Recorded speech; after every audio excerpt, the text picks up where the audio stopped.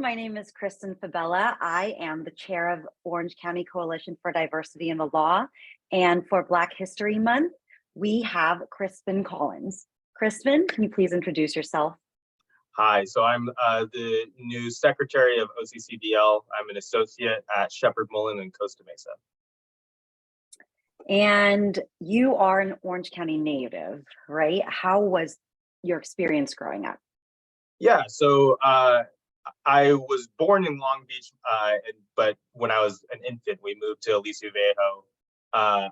Aliso Viejo wasn't even a city at the time, so I actually had to do everything like through Laguna Beach. I was very into track. I ran track through college, so I did all the Laguna Beach track meets, did the pageant of the Masters from the time I was 9 through 18 every year. That was kind of like my yearly summer camp.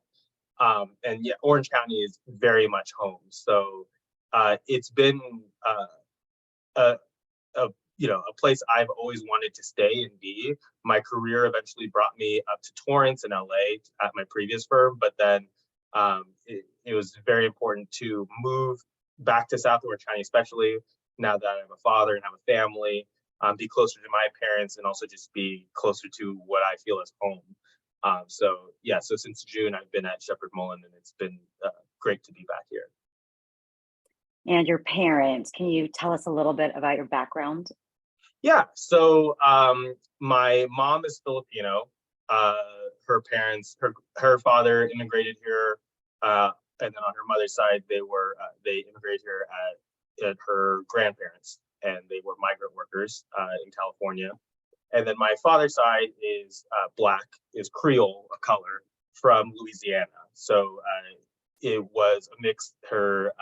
My grandfather on my dad's side is kind of a city dweller. They were tradesmen, plasterers, which in the Black community was actually a very well-respected job. And then my grandmother on my dad's side, they were actually trappers, literally living in houses in the swamps on the stilts. The house is still there. One of my great uncles still lives there, trapping alligators. We had a pet alligator even that they brought back named Papa. So that they all eventually moved to California right after my grandparents got married for greater opportunity, especially just facing discrimination.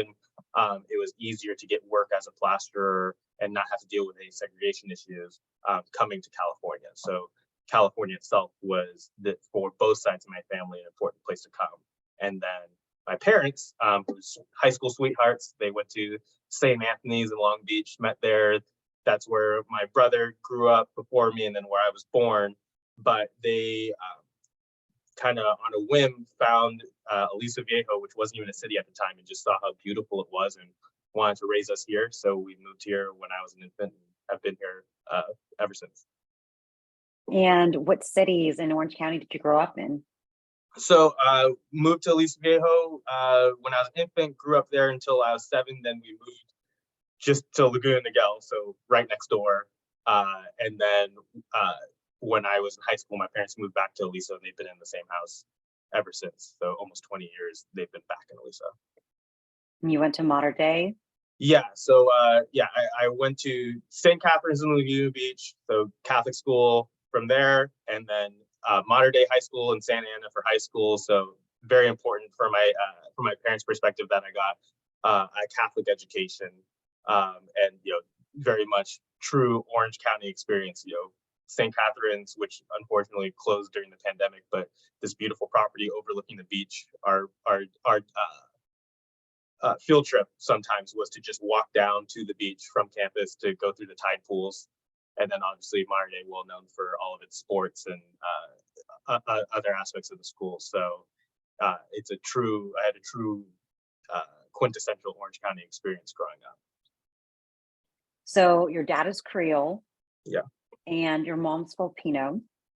How was growing up from either of those cultures? How did that play a role in Orange County, if at all? Did it have any impact on you? So if anything, it was like, I obviously stood out. I knew one other family of color pretty much. Like at the pageant of the Masters, there's this one girl named Brittany who was a Black girl. Otherwise, there were no minorities in any of my classes pretty much. So it was a novelty. Something would come up for Black History Month, or something would come up, as we're studying history. So they would kind of turn to you like, "Oh, what's your experience on this?" That said, I never experienced, especially growing up, very much discrimination. And in many ways, I recognize that there's like a certain privilege that comes with this. I'm going to private schools. And something I learned kind of later in life is because economically, we weren't always very stable. We lost our house when I was 7 years old, lived in a few hotel rooms. But I never missed school, and I didn't learn until years later that there was actually another family that started paying some tuition for us to make sure we never lost that stability. So Orange County was always super welcoming, and to the extent I interacted with people and they noted like, "Oh, I'm very ambiguous looking. So where are you from, or where are you really from?" There's a little microaggressions, but it's always well-meaning. Usually, it was more out of curiosity. And I know Orange County, despite any flaws or despite very prominent historical issues, can be and has been anecdotally for me a very welcoming, safe place that I feel home, and that is capable of being a very safe, welcoming place for others. And could you say the same of your experience in college or even law school? Yeah, so I very much stayed kind of within a similar bubble for college first. So I went to SC to run track. There were so many modern day athletes at SC. I knew so many people from school that I just saw the same group. SC has even though it's in LA, is a very Orange County centric school.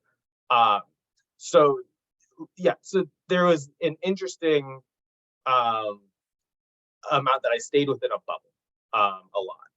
And I broke out of that bubble a little bit. For instance, I stayed, USC has a floor called Somerville for Black students to stay on. It's an affinity group. It's named after the first graduate of the USC Dental School, the first Black graduate of the USC Dental School, who coincidentally, my grandmother was an assistant in his office when I was a child. And that connection just came up later in life. So I really wanted to kind of connect with, more Black people. I always ran track. So I had that aspect of it, and I obviously had my family, but just seeing these other perspectives, there was a little bit of that. However, still being at SC, very much a bubble. So that was also kind of motivated a lot of my transition and decision to go to Notre Dame. I was always interested in Notre Dame as a school overall, but because I knew I was going to do sports in undergrad, and I knew how much it snowed in Indiana, I had no desire to do that for undergrad. But law school seemed like a good opportunity to break out of my bubble and kind of see that. And in many ways, Notre Dame, I had also very good experiences, very welcoming experiences for me personally, because I have the privilege of some of it coming from being racially ambiguous, and most of it coming from having these cultural signifiers that make it easier for me to fit in. I went to this private school in Laguna Beach. I did Pageant of the Masters, which is this very ritzy event to do every summer. I went to Mater Dei and did sports. Then I went to University of Southern California, this very affluent known school. I have all these connections high up in Orange County, even though we weren't personally wealthy. So Notre Dame itself was overall a good experience. But then, I graduated in 2016, and during that whole same period, you have Trump, the rise of Trump. Or when I was at Notre Dame, the mayor was Pete Buttigieg, because we were in South Bend, and our governor was Mike Pence. So there's all these other just like little things that I'm starting to, later in life, get a glimpse of and see from an interesting perspective, because when you are one of those who kind of fit in, you can have that thing of being one of the good ones, or one of those people that people are who are may be would discriminate outwardly towards others, feel safe to confide in you about what their thoughts are on, cultural and racial issues and that kind of thing. So I got little previews of that. And one thing I always notice too, it's interesting though, because I meet good friends with very conservative people. For instance, I know Justice Amy Barrett very well. We connected. While we don't agree on very much at all, we both loved the show The Good Wife.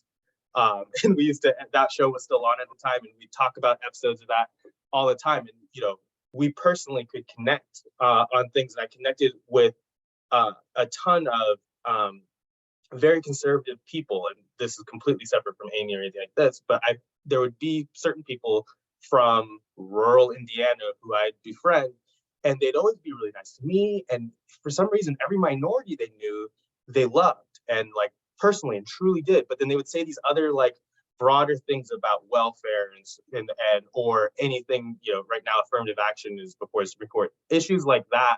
And they'd have just these visceral reactions or othering of peoples in those groups that they'd be willing to talk to me about. And I noticed that like both me and any other minority they knew happened to just be the good ones. They happened to know all the good people. They just got super lucky with that. Even though they know somehow in their hearts, and you realize it ends up just being kind of a cultural thing that they aren't fully aware of, that, you know, well, yeah, but there's this large group of other people who have issues, and that frames how they see things. So, you know, you hope that personally that you can maybe be a change, but also I think from my perspective as a minority, to understand, okay, they are, you know, still people who can very much love you and are people who are capable of understanding and maybe not changing on their macro politics or anything like that. And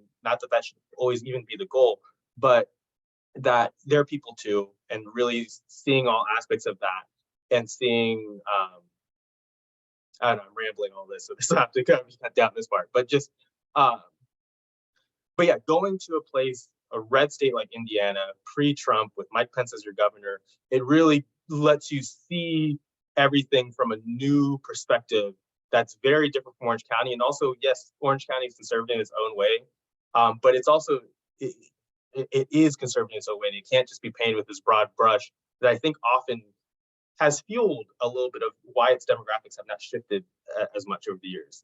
In researching and writing the Black History Month statement for OCCDL, I was shocked by how much the demographics haven't changed in like the 40 years or like the 33 years of my lifetime. Because I've seen so many prominent Black people and other minorities really rise within Orange County. But I think it's more like a visible thing. While they're rising in these visible ways, the overall demographics haven't changed that much. And I think a lot of that is because of the historic understanding of Orange County leads people to just not choose to live here, and leads people to think, oh, I can't be here. When it's very much a place that can welcome. It has welcomed me. You know, as I said before, a family was willing to pay for us to stay in school. And yeah, the comparison between being in Indiana in law school and seeing some of the similar but very different issues that are faced there versus here, it's all on a spectrum, and we have to recognize within our own privileges, our own problems, but also kind of celebrate, okay, here's how we are doing well, and let's foster that, and make that applicable to more people, and more people realize, hey, I can do well in Orange County, I should come here. This is a beautiful place to raise a family that can be very welcoming. How was growing up in Orange County, though? Were you aware of being Black or being a minority or being biracial? Yeah, so it's definitely something you're aware of, like for quirky little things early on. You know, when you're little, it's hard to notice some stuff. I always knew, oh, you're Filipino. You have like, there's a different language being spoken at different events within your family, or this part of you is Black, and there's just different cultural signifiers because people will say that outwardly. And then on this smaller level, hey, every other kid has this cool hair that like lays down when they would like, you know, have their like surfer dude haircut, and for some reason my hair like just keeps going up and out, and it doesn't, or is like shrunk. So like little things like that aren't as significant right away. And I remember A big aspect though that changed over time was as I got like bigger into track, and like which is like especially in America, a very black sport. You know, you go to club meets and it's very much driven by minorities or that kind of thing, and then you just stand out as the black athlete. So that kind of brought me into more events where I wasn't the token anymore. Or and like I'd go up to LA for a meet and I'd be representing the city of Laguna Beach. And I'd be the random little dark kid from Laguna Beach. So little things like that make you recognize your race, but it's not like I again from a privileged private school kid didn't have as much you know outward discrimination or that kind of thing. Stuff like that has happened to me over time, but it very much almost never was in Orange County. And if anything, most to the extent there's been anything in Orange County, it's much more been of late and of the flavor of post-Trump or during Trump era, as opposed to something I grew up around or with. And so it's more so economic than it is racial, would you say? Oh yeah, like so that's like where I got to. Yeah, so let me put it this way. Yeah, so the fact that I had pride in my culture, and then that was more of an interesting. Oh, you're the kid who bring lumpia to the to whatever. Like I remember we had a roasted pig in lumpia at my first Holy Communion event that everyone came to, and it was like really exciting to have that. Or the Black Byron family having a pet alligator was this like cool novelty or that kind of thing. However, you would notice that I would notice to the extent I fit in retrospect, or the extent I didn't fit in, it's very much Orange County very much has an economic striation that comes up. So especially later in life, when I look at the discrimination or the issues faced by, first at SC with other Black students who come from all over the U.S., and then at Notre Dame being in Indiana in a red state, race is a much bigger signifier of separation. And it goes much more hand in hand with who gets othered and who gets included or not. Whereas in Orange County, it's very much what connections do you have, how wealthy are you? So then, even though we lost our house, we're poor, I got to stay in the private school. I went to school in Laguna. I went to Mater Dei. All these things that make it okay. You fit in, and then others, regardless of color, skin, or any other demographic. How they are placed within and how they are treated is very much what signifiers do you have that tell me what level economically you are. And that's something, if anything, that's the thing that I think Orange County, we, and now myself as someone who's rising in Orange County and has some success monetarily, have to be cognizant of. And because of all the systemic things that go with it, that does affect demographics too, indirectly, even though the purpose or the reason why some people consciously or unconsciously will act a certain way often will be based on economics. The effect ends up being that things aren't as diverse as they could or should be. So yeah, I've always been, I always was aware of and have become more aware of over time. And I know that that's something it's personally I need to, and I would call on others, especially, for instance, in our community, to be cognizant of that elitism that Orange County can very much have uniquely, even though we are very welcoming culturally. We're this part of California, even though we're the conservative part of California. I think California in general is very welcoming culturally. Orange County, while the Black population has grown, is a majority minority county now. So it is welcoming culturally, but we have to be careful that as various people, like myself included, rise, that we don't kick the ladder out behind us. Like, oh, well, we made it now. Yeah. Have you seen that play in your own professional experience? Oh, yeah, definitely. That's one of those things that, one of the main reasons I wanted to become a lawyer was I was attracted to writing, and that seemed like a good thing. And I was trying to just figure out career-wise, especially coming from a family that was never very stable growing up economically. Like, and I think minorities in general are attracted to things like doctor, lawyer. These are clear ways that you can make, if I just do this, this, and this, I can make a lot of money. Becoming an entrepreneur, for instance, is so nebulous and difficult that you end up going straight for these kind of jobs, and then you find out, okay, once you do it and once you figure out how to succeed in it, oftentimes you figure out that it's related to kind of a game. This is how you study for the LSAT, for instance. This is how law school, this is how you do IRAC and write it properly. So even though you know everything, the person's going to get the higher grade because they wrote the IRAC thing and followed that formula perfectly. There's just these little quirky things. So a lot of it ends up being another way of adopting a culture. And to do well, you're kind of adopting this culture, an elite culture, which has its good aspects, but then also very much can go hand in hand with a new culture that's mostly dominated by people who aren't of your same ethnicity and national culture or anything like that.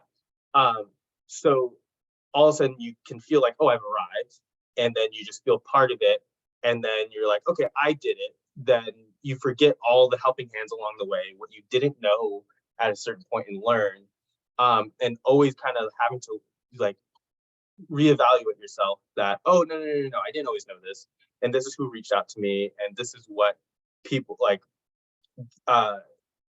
This isn't always how I saw the world or how I understood how to communicate, how to think like a lawyer, all those little things that have truth to them, but also have weird cultural aspects of it that end up being kind of that same classist issue.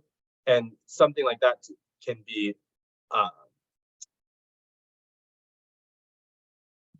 can really be what's the word for it? In a place like Orange County that itself is very much class conscious, those kind of issues can just expand, and tie that all together with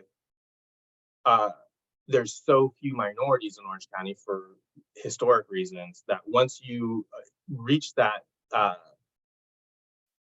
certain strata, you're surrounded by so many of only one group that you are less conscious of, oh yeah, there's still tons of people who haven't had that opportunity at the door, or you'll only reach out to like someone at the very end of the line and just say, oh, who went to this law school, and they got this grade, okay, and like that whole your inputs are coming so far down the line that systemic issues have already had their chance to narrow it down to a tiny group. So for instance, my wife and I, especially since I joined Sheppard, there's several people at Project Youth at Sheppard, and then my wife just joined the associate board of Project Youth, which reaches out to minorities, especially in Orange County, and like high school students, and trying to get them involved, because that's where a lot of the stuff is already taking place and a lot of people get left behind. And so if you're not doing that, I've seen, for instance, at firms where you're doing OCI interviews, for instance, I've seen other minorities kind of just try to also almost overcompensate for being like, I'm not, people always question me, like they think you're an affirmative action case if you end up at a high level in law, or if you went to a good law school. So you're always fighting against that. And also that can translate into almost holding minorities to an even higher standard. Like because you don't want to be, oh, you just connected with that person because they're a minority. So then you almost fight against that and just like, I'm just going to take the person who has, this person has a 3.9 and that person has a 3.8 and that's it. And that's how I'm going to decide things. Whereas if it was blind, you'd be looking at a whole bunch of stuff completely separate from. So that's an example of how some things can kind of get kicked down. Or I remember I was we had some summer associates at a firm. One summer associate was a Mexican immigrant. One was a white student. They both had stellar background. The immigrant student who came here when he was like 10 had a very interesting background, went to a very elite law school, had very good grades too. They all did good work over the summer. And even though even though there was no real reason to not offer him, we had weeks, like a week's worth of interviews of, are we going to give an offer to the Mexican student? Because he just didn't seem to fit in and connect with people. And you're like, what, like, how is that? And you realize it was all like, well, when we went to this Duffy boat event, he didn't really talk to everybody as much as the white associate who just was so much more comfortable. It's like, well, the white associate's father was a partner at this firm decades ago, and his brother's a current associate. The Mexican student, this was during COVID, was in lockdown except for special events where we had masks on and so forth, and was otherwise working on all of his summer stuff from his apartment in Compton. And was just trying to be polite and was like, didn't know how to be how comfortable to be because he didn't want to step on anyone's toes. And all of this is to say, the partners who were all having this conversation were majority minority.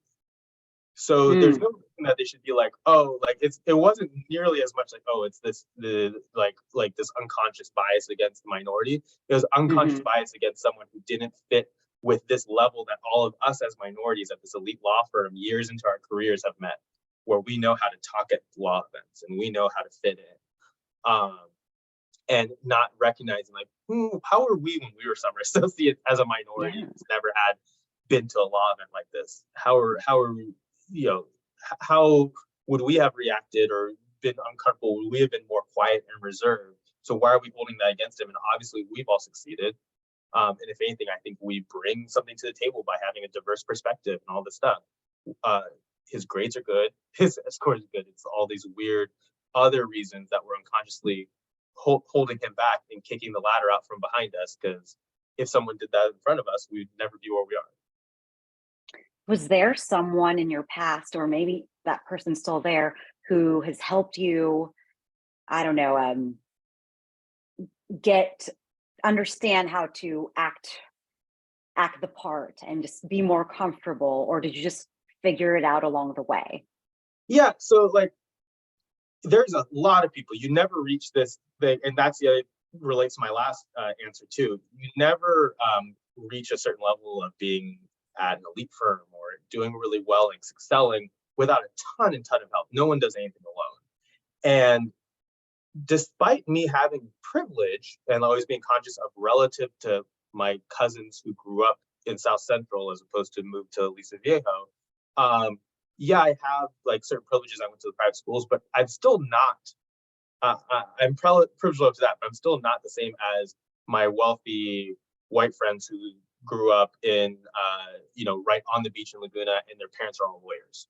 So, so meeting, for instance, just lawyers who can tell you what law is. So my dad's boss, who was the first person who influenced me to want to go to law school. He's not a practicing lawyer, but was just like, oh, if you like writing and you like this, and you should go to SC, because he would always bring us to USC football games when they were dominant during the Reggie Bush, Matt Langer era. So all the more I had to go to USC after that. But he's just told me, yeah, law is an option. Well, what do I have to study to go to law school? You can study anything. Oh, if I didn't have him, I would have had no idea, like law would have never even factored in as a thing that you could do. So he at least opened the door there. And then specifically like how to act around lawyers and that kind of thing. One of the reasons I picked SC was because, okay, I'm not no great athlete. I was a preferred walk-on, but it's enough to get me into this elite school. And if I'm an athlete, I'm gonna have access to all these tutors and all these events. So I signed up for every pre-law thing, and there were a whole host of events, and especially a professor Brecher, who is the legal writing kind of expert for undergrads, who kind of who would have all these little events where you'd bring us to and kind of tell us this is how lawyers act, literally. And also within the writing class itself would kind of explain just broad strokes. This is like what legal writing is, which one confirmed, okay, I do want to go to law school, and two gave me a little bit of preview of that. But even with all of those little things, you don't know anything, and you don't have, I didn't have enough for my first semester, at least, where I wasn't still just kind of smacked with, oh, okay, this is like how law school is, which that hits everyone, I understand, to a certain level. But when you have no lawyers in your family, when you're all that, there's a different degree of that, because which you can see in the grades. Like I had amazing grades after that first semester, but that first semester, there were students who I did much better than later who did better than me purely because like the first month of school, I still didn't know what an interrogatory was, or like wasn't fully grasping plaintiff, defense. Wait, is this the same thing as criminal, civil? All these like little things. So it's just one of those things you get through osmosis by realizing, okay, I'm behind. I need to meet as many goals as possible. So luckily, for instance, Notre Dame has a really strong BOLSA program. So I became the 1L rep for that, and then became VP of that. And there's so many people within Notre Dame's BOLSA who kind of just wrap your arms around you and show you like, this is, this is someone I can talk to. Like, you're part of the family, you're capable of, this is what you're able of reaching. There's people who look like you are of that level. And that you can have this conversation with that can kind of substitute in for what others might have at home. Just these little, because you can't just email and be like, have an FAQ. You don't know what you don't know.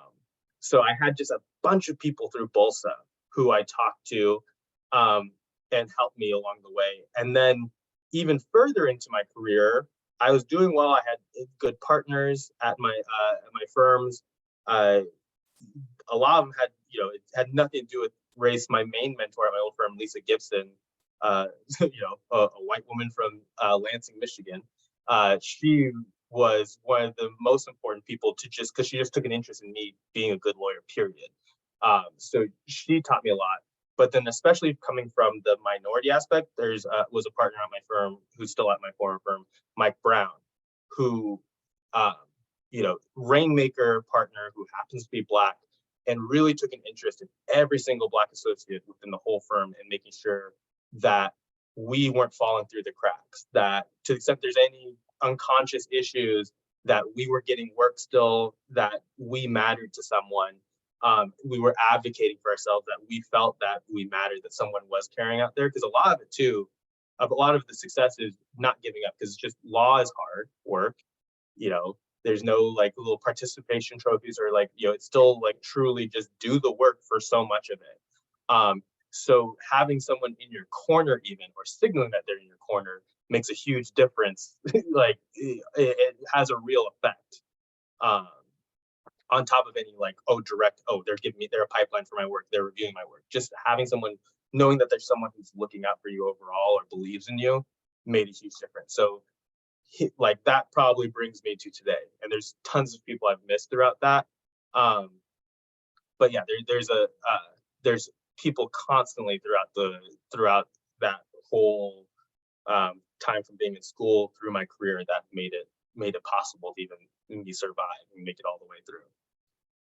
And how has being at Sheppard Mullin allowed you to grow as an attorney, and what mentorship opportunities have they had? So the great thing about Sheppard Mullin, because it was really hard to leave my old firm. I made some great friends, but I wanted to be back in Orange County. So just being in Orange County was a huge opportunity, but I didn't want to just leave for any firm. So I took a long time to vet what firm I would consider lateraling to. And I knew a few people at the firm who just said they're nice people, which that can go a long way to just being like, okay, I consider, like, I'd rather commute all the way to Torrance if I'm good. Like, if I'm not going to have a place that I can thrive because people are just going to welcome me and make it possible. But then also that came to fruition really in how much they supported me getting involved. So literally my second week after lateraling, they have a diversity retreat. That I had never seen that within a firm before. We had tons of retreats at my old firm, but this was a firm-wide retreat just specifically focused on diversity, with members of the executive committee there to talk to you and for us to ask questions up. So it's not just a powwow where we can all talk about microaggressions we dealt with or something like that. No, this is real change. This is you getting your voice out there. It's also just broadly a signal by the firm that we care about these issues, and you as attorneys, and you growing. And then from there, the break off of that, of having all these little Dion, that's our diversity affinity group, meetings within the Orange County office, specifically saying, hey, if you want to join boards or you want to sponsor events, please throw them out there. So I threw out there because when I was a summer associate at Snell and Wilmer in Orange County, I had gone to an OCCDL event, a meeting. My mentor at the time, Mike Preciado, who's now at Rivian, he brought me to this OCCDL event. I'm like, wow, there's just this group who cares about diversity, or just kind of that can be this home base for you within big law, within Orange County. Because like Orange County is already, you are conscious of how much of a minority you are. Big law, you're conscious of that. And like, so all these little things. So having that there. So as soon as I brought it up to Sheppard that, hey, do we do OCCDL? They're like, you know what, we used to. We let our membership lapse. How much is it? Find out. And they found out immediately. Oh, okay. They put aside the money to have us join. Immediately had like a more established associate within the firm, and then like she'll join you. But then also, do you want to be our connection to OCCDL? Yeah, sure. So immediately, all of a sudden, I'm there, and then now I'm on the e-board, and all of that was possible because as soon as I asked, like, hey, this is this group OCCDL that I'm interested in, they helped me do that, and that they've, as soon as I joined the board too, the firm very much wanted to celebrate it. I'm getting all these congratulatory emails within the firm that they really care about it. And then lastly, I would say something that I've seen in big law in general, and I would just say keep doing it, is just that diversity, that's become some kind of credible hours.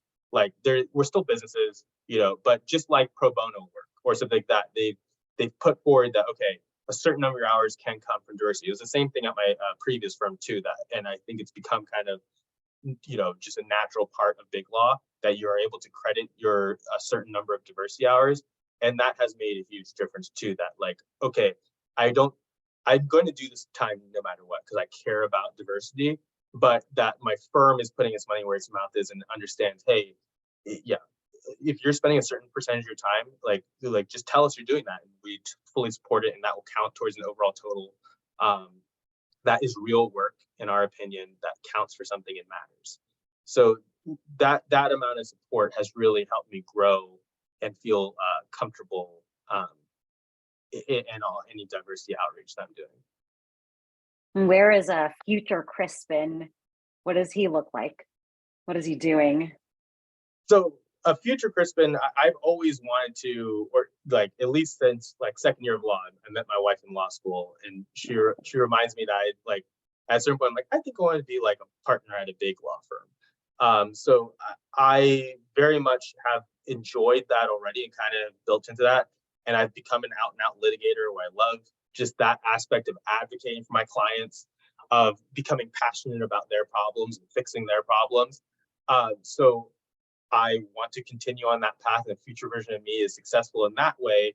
And a future version of me does that without becoming a person who just is happy with that and isn't conscious of the broader world around me, isn't kicking down that proverbial ladder below me, is that advocate that I've had in my life, like the aforementioned Lisa Gibson or Mike Brown, who's taking an interest in other associates, and especially associates who don't have this either economically or because of their background in some way or identity in some way, don't have the same access to information, or unconsciously are left out of things, to make sure I'm constantly conscious of that and using my own success to further their interest, and to just be a person that's always making myself available to talk to.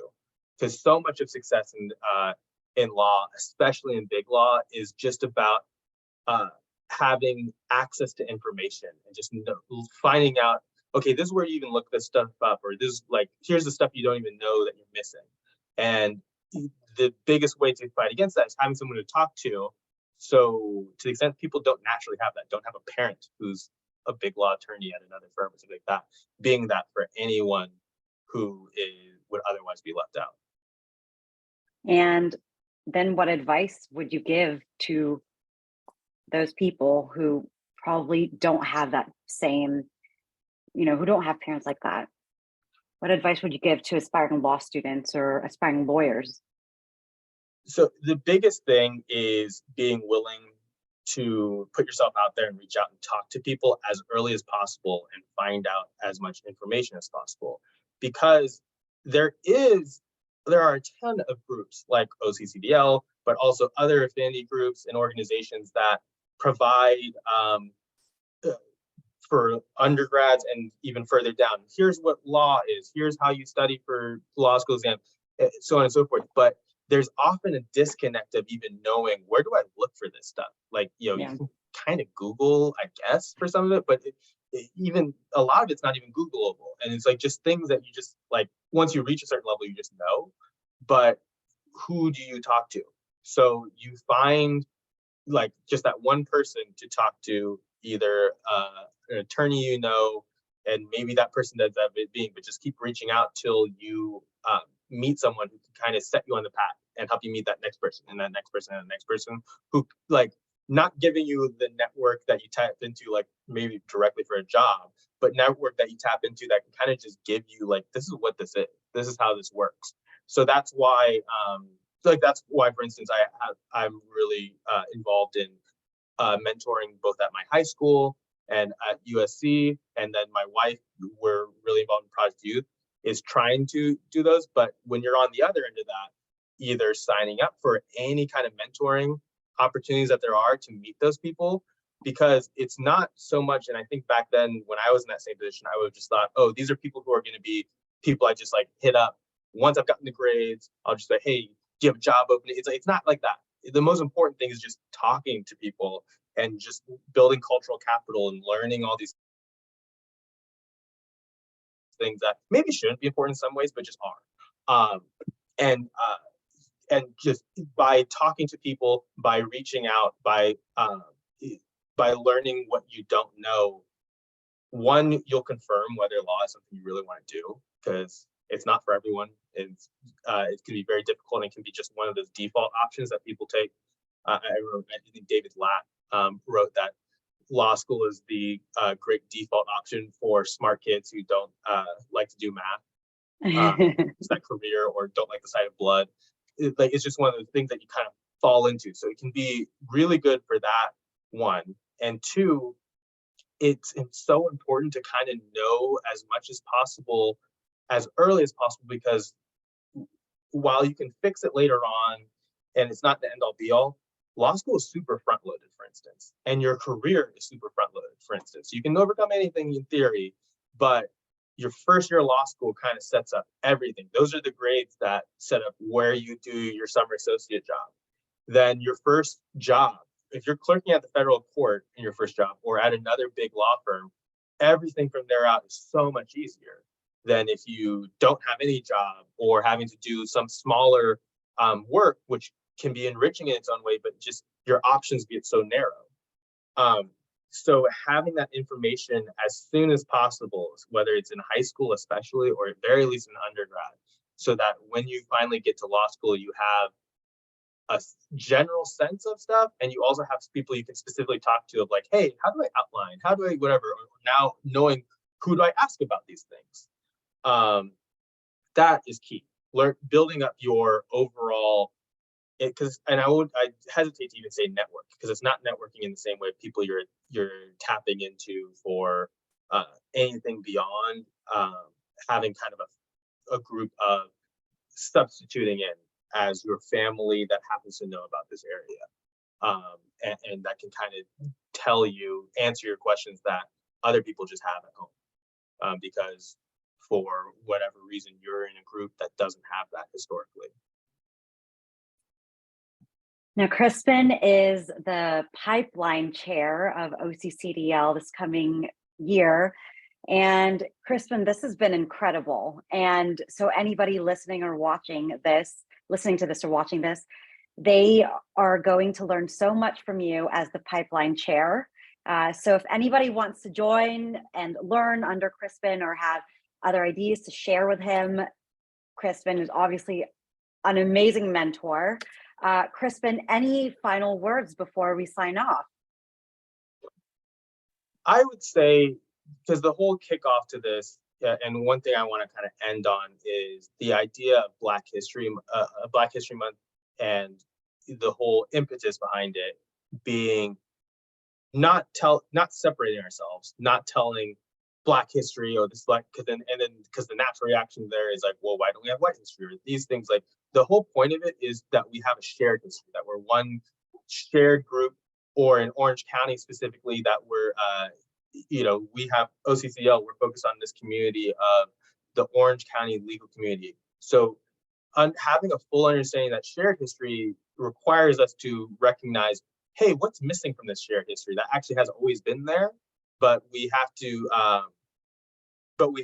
be conscious of. So I would want to end on the note of recognizing, so on my end, hey, here's how I ended up where I am, and to what extent certain privilege I had or detriment I have affected me, and how I can use that to help others. And I hope throughout this month that we'll be able to bring on some other people too, who can kind of talk about how they, as people of color who maybe have been aren't as noticed in the community, because in a community that is not as that is mostly homogenous with one specific group, how no, I'm part of the story too, and that we can collectively kind of understand our full story of our full community. So I as a call, kind of just ending on a call to action of all of us, let us use this moment, this time of year, to kind of reflect on what's our collective narrative, and let's be curious about each other. Let's be curious about and curious about ourselves, and how to use that to better our own community and make it even stronger and better going forward.